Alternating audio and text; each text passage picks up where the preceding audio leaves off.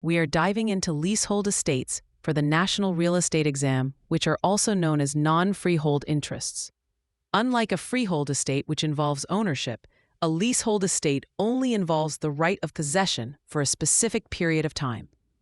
The most important thing to remember for the exam is that the tenant or lessee has a personal property interest in the real estate, rather than a real property interest. The first type you must master is the estate for years. The biggest trick the exam will play is trying to convince you that an estate for years must last at least 1 year.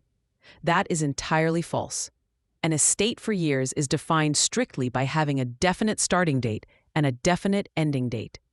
If a tenant signs a lease to occupy a beach house from June 1st to August 31st, that is an estate for years. Because the termination date is already written into the contract, no notice is required from either the landlord or the tenant to end the arrangement. If you see a question asking which lease requires no notice to terminate, the answer is almost always the estate for years. Next, we look at the periodic tenancy, which is most commonly seen as a month-to-month or week-to-week agreement. The defining characteristic here is that it has no set expiration date, and it automatically renews for another period until one party provides proper notice. On the exam, pay close attention to the notice requirements because they are often the focus of the question. Usually, the notice must match the period of the lease, so a month-to-month lease requires the 30-day notice. Then we have the tenancy at will. This is a fragile arrangement where the tenant has permission to stay, but there is no specified end date or renewal period. It lasts as long as both parties want it to. A major exam point is that a tenancy at will is one of the few lease types that terminates immediately upon the death of either the landlord or the tenant.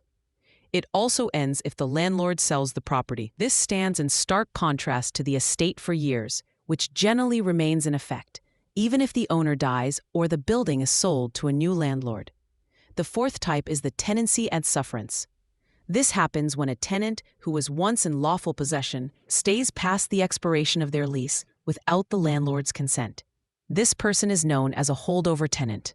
They are not quite a trespasser yet because they originally had a right to be there, but they are now staying at the sufferance of the owner. If the landlord accepts a rent check from a holdover tenant, the tenancy at sufferance usually converts into a periodic tenancy.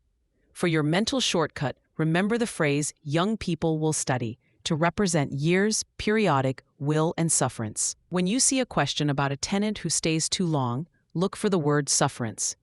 When you see a question about a lease with a specific end date, look for estate for years, even if the term is short. Understanding these distinctions is the key to points on the national portion of the exam.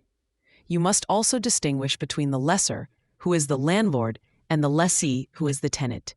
The lessor retains a reversionary interest, meaning the right to possess the property again once the lease ends. If you encounter a question about who holds the leased fee interest, that is the landlord, while the tenant holds the leasehold interest. Keeping these roles and categories straight will prevent you from falling into common traps regarding notice periods and termination rights. Always look for the presence or absence of an end date to quickly categorize the estate. If the end date is there, it is an estate for years. If it repeats, it is periodic. If it is informal, it is at will. If the tenant is overstaying their welcome, it is sufferance.